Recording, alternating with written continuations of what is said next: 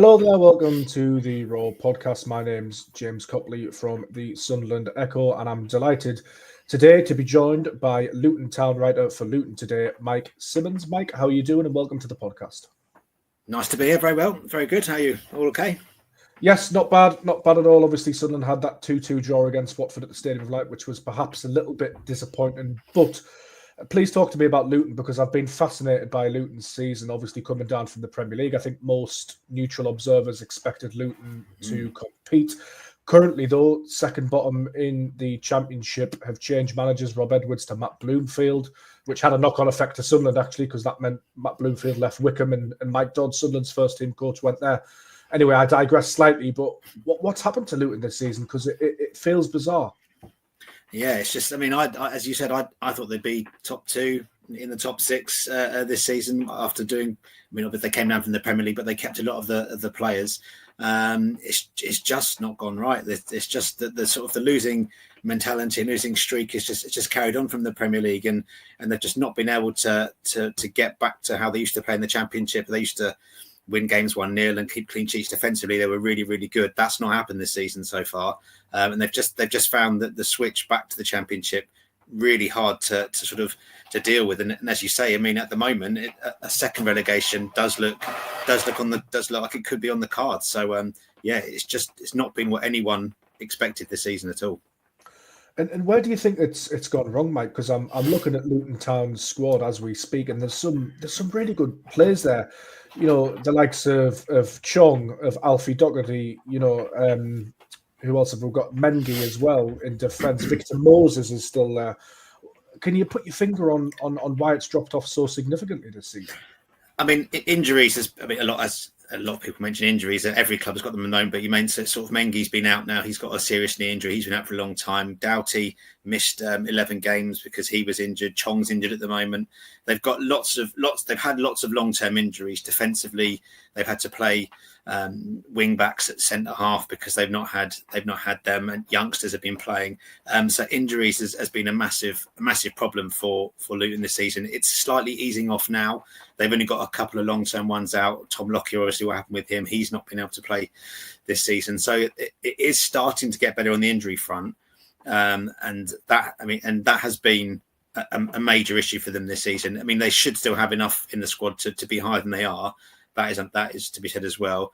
And away from home, you've got to pinpoint the away record. I mean, it was 12 straight defeats until they got a point in the Sheffield Wednesday the previous match.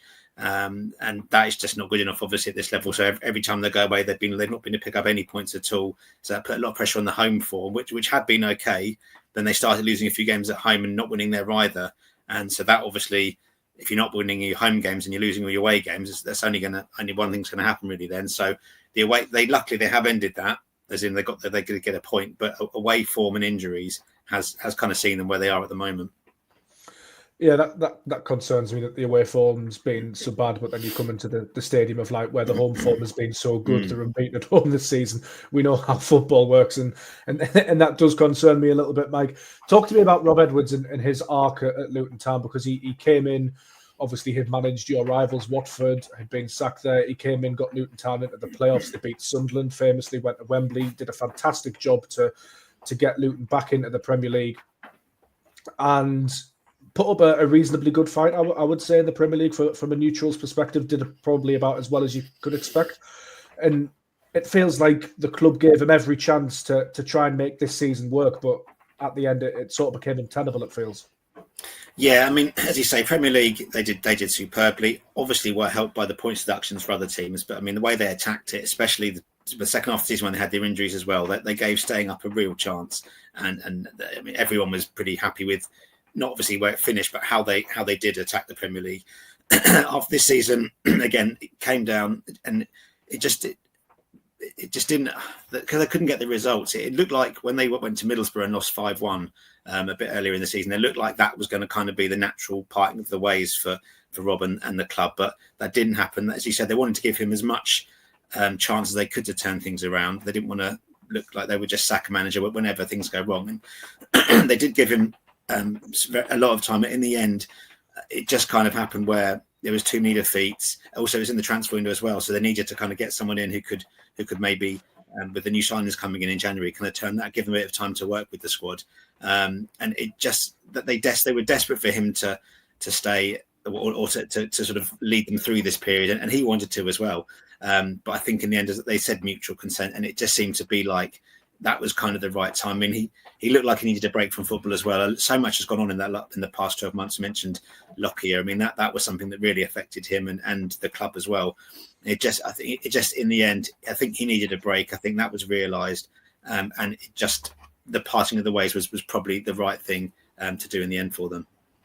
And how did you find Edwards as a person to deal with and to work with? As you mentioned, sort of guided the club through that Tom Lockyer situation as well. How was he with you?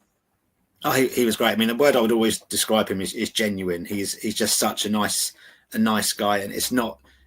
Maybe some people could say it will come across an act. It definitely doesn't. It is he is just a genuinely nice person.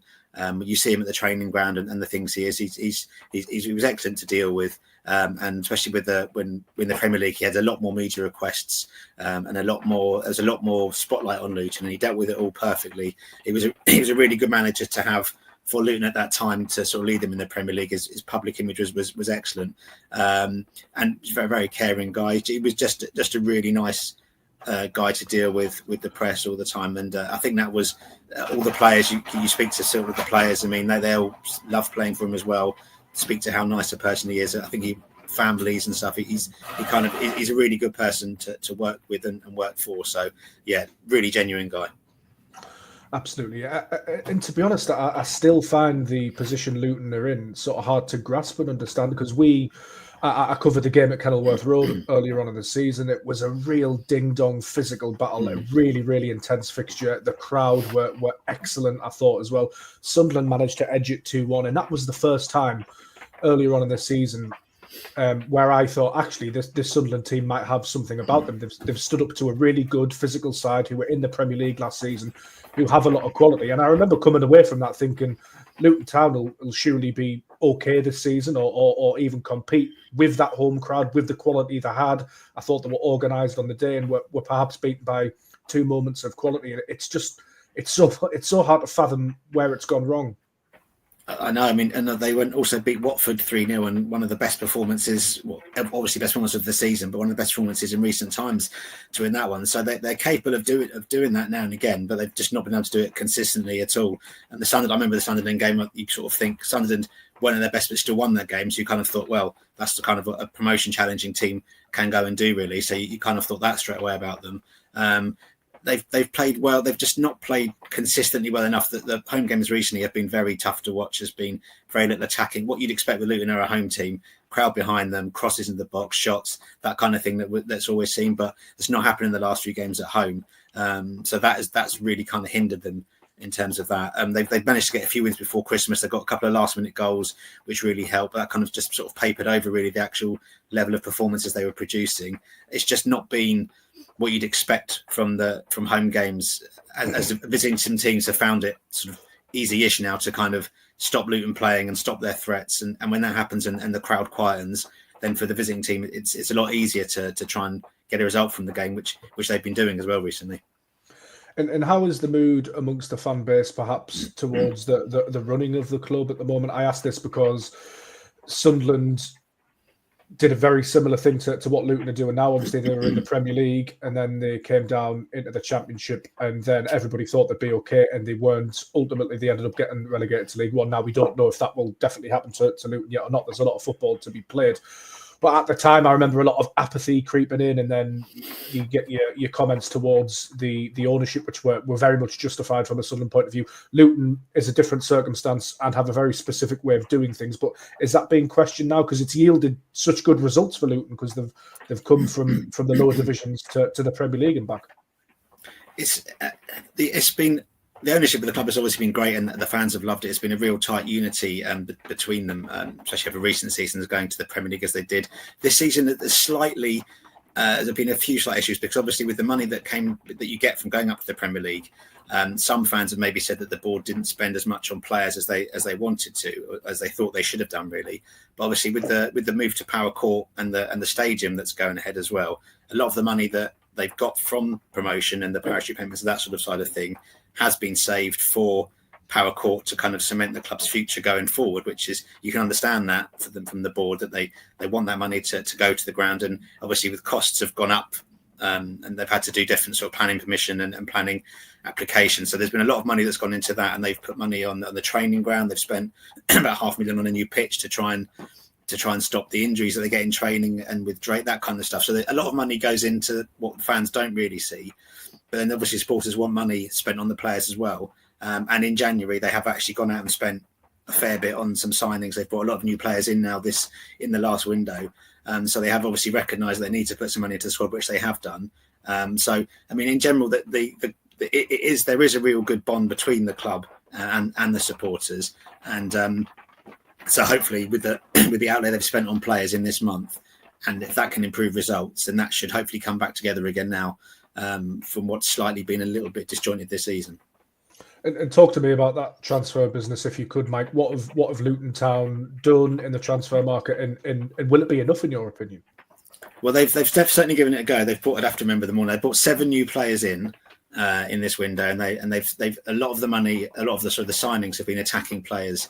So they've bought in Asgard from Wigan, Ali from Exeter's joined, Jones from Middlesbrough joined as well, and they've also bought a Norwegian striker in Lasse. I've completely forgotten his last name, but I think it's Lasse Norgard, something like that. So they've realised that they need to kind of score some goals as well. In that they've not scored as many goals as they'd like so far this season.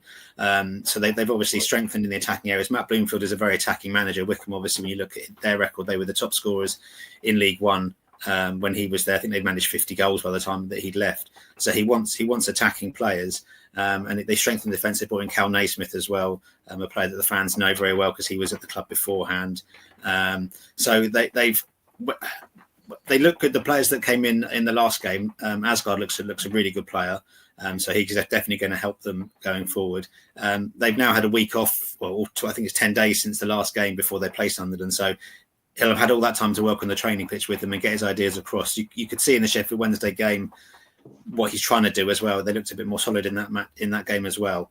So he's given them in the signings that if they can all gel, because there's not a lot of time. That's the slight concern, that to get all his ideas across with the new players and the amount of games they've got left. They've got some tough games as well. That is a slight concern. But if he can get what he wants into the new players and get them all gelling, then they will have goals in the team now. So there is a chance that they can score enough to stay up. I mean, you've touched upon it a little bit there, but what, to your mind, are the key differences between Rob Edwards and Matt Bloomfield at the moment, with the caveat that obviously Bloomfield hasn't been there very long at all? Yeah, I guess with Rob towards the end, he would stick with his he liked a three at the back formation with wing backs as well, and Matt Bloomfield's gone away from that straight away to put a back four, sorry.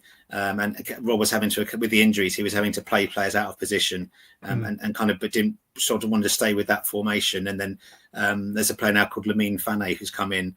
He's a defensive midfielder, and then he was played in an attacking role straight away, which now Matt Bloomfield has brought him back to his defensive role for the last game as well. So it just may be that players were being played out of position. I mean, Alfie Doughty would occasionally go onto the right when he's left-footed. Heath Chong would be playing as a wing back when he's an attacking player. So that was it was a little bit muddled towards the end, I think, under Rob, where the players were, and they were playing out of position a bit too often, which was kind of affecting the team. And I think Matt's come in, and I think he now wants to play players in their rightful positions and stick to this. I think he'd like a 4-2-3-1 formation away from home in the last match. I think something like that's going to stay a bit more, and maybe just playing players in their rightful positions. I think that's going to be something he's going to look to do going forward. It'll be interesting to see what Regis Lebris does, actually, because he's been playing a 4-3-3 at home recently against Plymouth and Watford. Obviously, Sunderland slipped up to draws. There has been some calls from to play 4-4-2. Obviously, you lose a little bit of control there, but you would get Eliza Mayenda in the team, who I think has got 9 goal contributions and 15 starts. He tends to start on the bench if it's a 4-3-3. So it sounds like it could be quite an interesting tactical battle between Matt Bloomfield and Regis Lebris. Yeah. I mean, I think Luton they won't go. They'll obviously want to be solid, and I think, if you offered them a point now, I think they would most definitely take it. But he seems to be an attacking manager. He wants to go and win games. So I don't think he's going to set up to solely defend. I think he's going to go with. He's got obviously with these attacking threats now, and the striking options. He's definitely going to go and look to win if he can. So yeah, it's going to. I think it will be an. I mean, obviously the odds are very much on Sunderland to win this one, but as you said, Luton not won away for ages. Sunderland don't lose at home, so you never know, do you? No, it's we call it doing a Sunderland up here. That would be very much doing a Sunderland to not lose it at home all year, and then face a team against Luton who've struggled away from home. Mike, how are you feeling about the rest of the season and the relegation battle? Generally, obviously Plymouth Argyle have picked up a little bit. They obviously beat Liverpool in the FA Cup last night at the time of recording. Derby County look to be making a managerial change. John Eustace possibly coming in. Hull City, to my eye, seemed to have signed well in January. You know, Portsmouth and Cardiff, Stoke are in and around there as well. What's your gut feeling about the rest of the campaign? It's definitely a concern because you look at the table and there's the teams above Luton now. There's a little bit of a gap to the teams who I mean, I think there's 2 points to like the getting out of safety, but the ones above that now have kind of broken away a little bit. So, I mean, there was a massive concern that they are going to run out of games to kind of turn it round. So they need to kind of get 2 or 3 wins very quickly just to kind of close that gap and bring as many teams into it, which is easier said than done because obviously Sunderland, then it's Sheffield United at home, and they've got Plymouth, which is going to be a massive game. And so it's not, and then they've got Watford obviously away, which is a massive game as well. So it's a concern that if they don't get the results on the board quickly, they could end up being cut adrift, and that is a major worry I think for everyone at the moment. As you said, all the other sides have strengthened quite well. They've changed managers as well, which Luton have done as well now. So I think it's just going to be which club the new signings gel the quickest at those clubs and can kind of help their team get away. But I think with the Luton players themselves, talking to Alfie Doughty last week, he thinks there's no worry that Luton will go down at all. He thinks from what he's seen in the squad and from what he sees in the training ground that Luton will get clear of danger. So the confidence amongst the players is high that they'll do it. Supporters are definitely concerned that might not happen.